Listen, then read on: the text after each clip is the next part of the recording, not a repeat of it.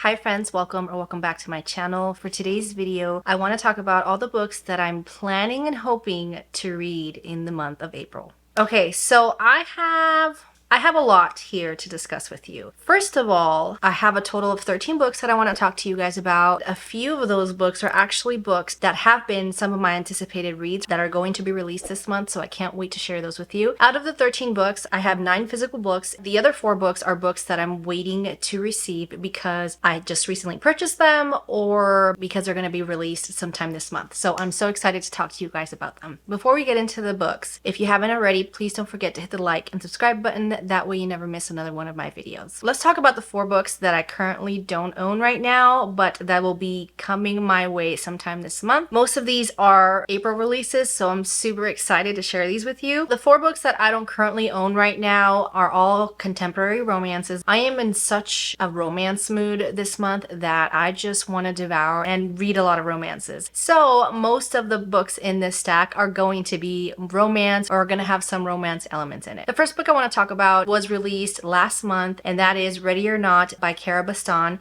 This has a pregnancy trope, but I've heard really great things about it. And after reading Hello Stranger last month, I will get into how that book made me feel on my wrap up, but after reading that book, I've been craving a lot of romances that are not just rom-coms, but romances that have more to them than just the romance. Kind of want to read more serious romances, more romances that kind of make you cry because of the way the characters are, because of what the characters are going through. So some of these books are going to kind of have that kind of feel, and I'm so excited to share them with you. This one, again, like I was saying, has a pregnancy trope. A surprise pregnancy leads to even more life-changing revelations in this heartfelt, slow-burn friends to lovers romance of found family and unexpected love. That's pretty much all I really need to know about that book. I'm so excited to get into it because I know this is not going to be a rom-com. You know, it's a life-changing event, so there's gonna be some emotional feelings there, some emotions other than just romance. I just can't wait to read it. It's also a chunky book, so hopefully I can get through it this month. The next book that I am so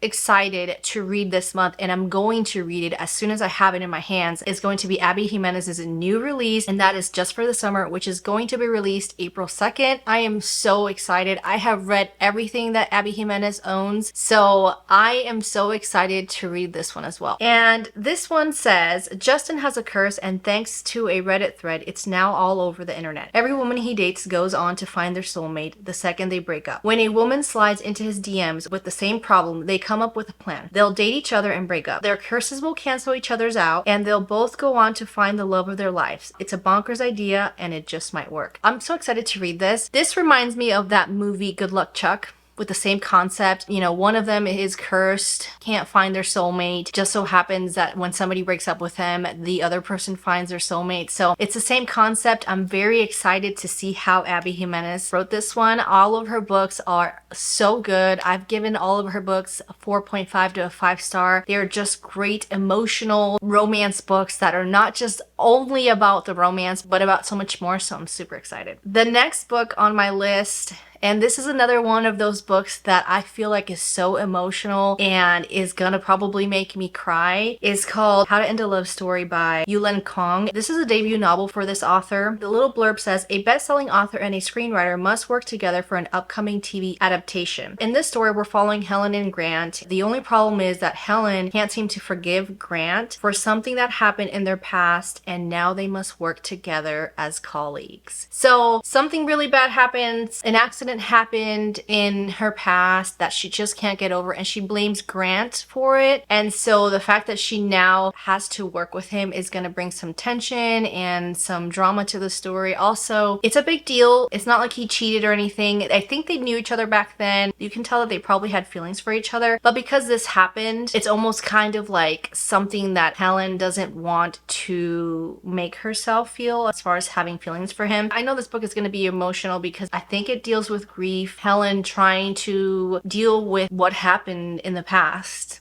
And so I'm not going to say anymore. I can't wait to read it. I'm very excited. And finally, the last book that I am anticipating this month that I can't wait to read, that I'm gonna grab as soon as it comes out, is Funny Story by Emily Henry. This is Emily Henry's newest release of this year, and I'm so excited to read this one. This one's actually very unique because it's about two characters that meet under very unique circumstances, meaning they both get dumped by their exes. They find out that that's happened to both of them, and their exes get together while they decide, the dumpies, the main characters, decide to move in together, be roommates, and from there a friendship forms, and then they try to pretend like they're better off without their exes by fake dating each other. I think that's what it's about. This one is going to be released April 23rd, and I'm so excited. A shimmering, joyful new novel about a pair of opposites with the wrong thing in common. Daphne always loved the way her fiance Peter told their story, how they met on a blustery day, fell in love over an errant hat, and moved back to his lakeside hometown to begin their life together. He really was good at telling it, right up until the moment he realized he was actually in love with his childhood best friend Petra, which is how Daphne begins her new story. Stranded in beautiful Waning Bay, Michigan, without friends or family, but with a dream job as a children's librarian that barely pays the bills, and proposing to be roommates with the only person who can possibly understand her predicament, Petra's ex, Miles Nowak. Scruffy and chaotic with a penchant for taking solace in the sounds of heartbreak love ballads, Miles is exactly the opposite of practical, buttoned-up Daphne, whose co-workers know so little about her they have a running bet that she's either FBI or in witness protection. The roommates mainly avoid one another until one day, while drowning their sorrows, they form a tenuous friendship and a plan. If said plan also involves posting deliberately misleading photos of their summer adventures together, well, who can blame them? But it's all just for show, of course, because there's no way Daphne would actually start her new chapter by falling in love with her ex-fiance's new fiance's ex, right? So it sounds so complicated, but again, Emily Henry's stories are not just based on the romance itself. There's usually characters that are flawed or have things going on in their lives that they're trying to recover from or trying to go through. And so I'm just so excited to read her next book. I know it's going to be a really good book, I have no doubt. Okay, so the next books I want to talk about are actually books that I was planning on finishing in March, but unfortunately I did not have enough time to finish these books, so I'm hoping to finish them this month. The first book is Final Offer by Lauren Asher. This is the third book in the Dreamland Billionaire series. This one follows Callahan and Alana. For Callahan, in his grandfather's will, he has to basically go and stay one more summer in their lake house before he actually sells the lake house. The only problem is that Alana, who used to be a big part of this family because her mom used to work for his grandpa, now lives in this house. And so it's their romance. It's kind of like a rekindled romance, a second chance romance. So I'm very excited. I'm enjoying it so far,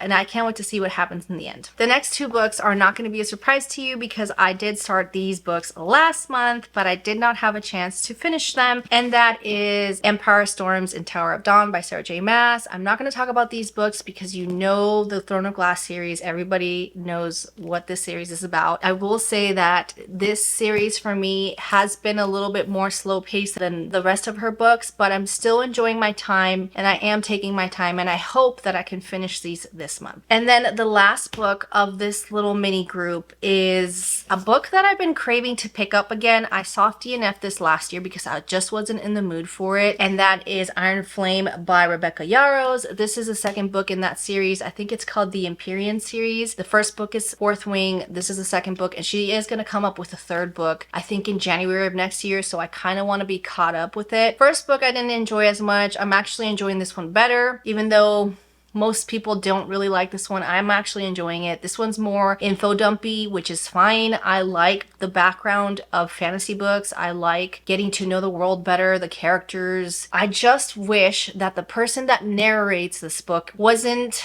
a more mature woman, meaning the characters in these books, the main character Violet, she has to be at least in her 20s, and the woman narrating this book has to be in her 40s or 50s, and it just bugs me because her voice sounds seasoned, and that wouldn't normally bug me if the character herself was a seasoned character, but because the character's not, it just messes with my head. And I just feel like if I don't pair this with the audiobook, I'm really gonna take so long to read it physically myself. So I'm kind of torn and stuck which I'm probably just going to have to suck it up and just get through the audiobook, because I feel like if I don't, I will never finish it this year. I won't. I feel like I've been reading this book super slow, but that's fine. I'm actually in the mood for it this month, so hopefully I can get through this one this month. Okay, so the next book, again, is another one that I've heard obviously great things about, but also I am craving this book this month and I can't wait to read it. That is Powerless by Lauren Roberts. I think there is kind of like a novella that comes after this that just came out or is going to come out sometime this year, and the second book already came out, so I'm kind of behind on the series, but I know that I'm gonna love it because I've heard really great things about this one. It says hunted, hunter, destined for each other, and I think this one follows a girl who is in this elite society of people who have powers. However, she doesn't have powers at all. She is powerless, so she kind of has to fake her way through it through these trials, and I have no idea how she's gonna make that work if at some point they're gonna require her to use her powers that she does not have. Only the extraordinary belong in the kingdom of Ilia. The elites have possessed powers for decades, gifted to them by the plague, while those born ordinary are just that, banished from the kingdom of Ilia and shunned from society. No one knows this better than Hayden Gray, the ordinary posing as a psychic to blend in with the elites. When she unsuspectingly saves one of Ilia's princes, Kai Azer, she's thrown into the purging trials, a brutal competition showcasing the elites' powers. If the trials and the opponents within them don't kill her, the prince she's fighting feelings for will, if he discovers what Payton is, completely ordinary. Be swept away by the first in the epic and sizzling fantasy romance trilogy taking the world by storm. Okay, so I'm really excited. I can't wait to read this. The next book on my list is The Perfect Couple by Ellen Hilderbrand, and I know this is like your traditional whodunit mystery. This is about a couple who are going to get married and then somebody ends up dead, and I'm in the mood to read this, so I can't wait. The next book I want to talk about is a book that I think is a historical fiction, and this follows three sisters that were actually in the Titanic, and I don't know if they were in the Titanic before it happened or during that time where, you know, the Titanic sank. I'm assuming it was probably before because I don't know, I wouldn't know how they would survive.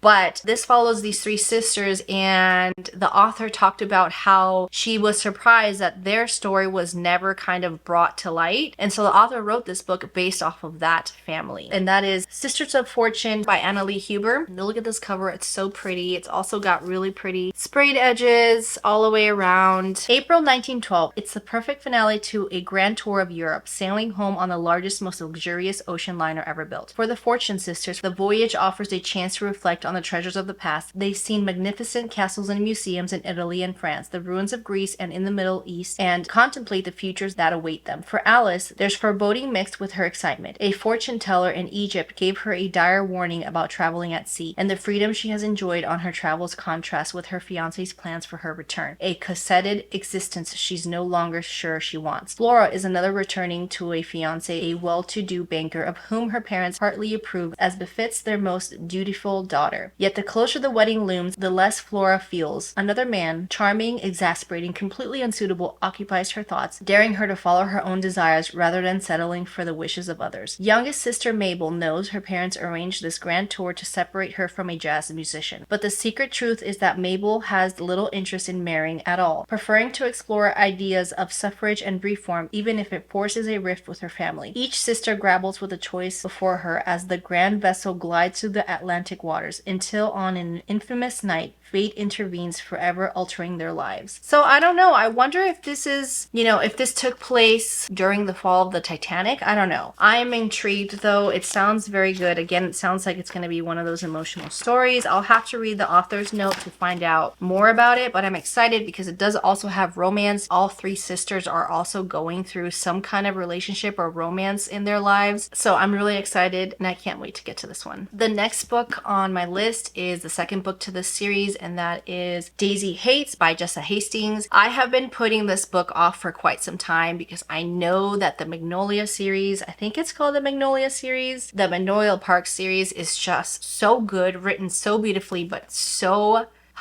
like sad because of the relationships you follow, because of the characters. And so this is probably going to be the same. I am actually in the mood for this though, so I'm excited to read it. I'm excited to read Daisy Hate's background and her story and her love interest. So also, this is a very fun size. All of these books are different sizes. Like the next 3 books in this series I got on a website because I prefer these covers opposed to the other covers that they've recently came out with. So Magnolia Parks, the first book, is this cute smaller version of a book, and then the rest are kind of this size, which is fun, I think. And anyways, I can't wait to read this. And the last book on this list that I would like to get through this month is Kill for Me, Kill for You by Steve Kavanaugh. This one came out last month. It's a thriller, but it's a psychological thriller, and we all know I love a very good psychological thriller. So I'm very excited to get to this one. All I know about this one is that 2 women meet by chance. They get to talking about their lives, and they each come up with a plan of murdering somebody in their lives to just get rid of their problem. I'm excited. It says, she will kill your worst enemy. All you have to do is kill hers. I've heard really great things about this book. One dark evening on New York City's Upper West Side, 2 strangers meet by chance. Over drinks, Amanda and Wendy realize they have much in common, especially loneliness and the intense desire for revenge against the men who destroyed their families. As they talk into the night, they come up with a perfect plan. If you kill for me, I'll kill for you. In another part of the city, Ruth is home alone when the beautiful brownstone she shares with her husband Scott is invaded. She's attacked by a man with piercing blue eyes who disappears into the night. Will Ruth ever be able to feel safe again while the blue-eyed stranger is still out there? As these storylines collide in this Hitchcockian and heart-racing psychological thriller, Kill for Me, Kill for You grips you and doesn't let go until the shocking conclusion.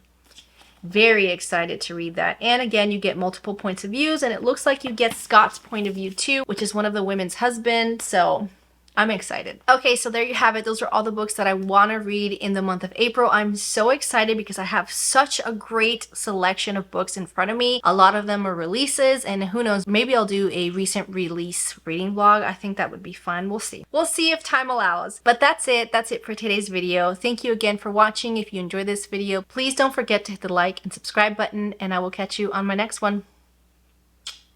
Bye!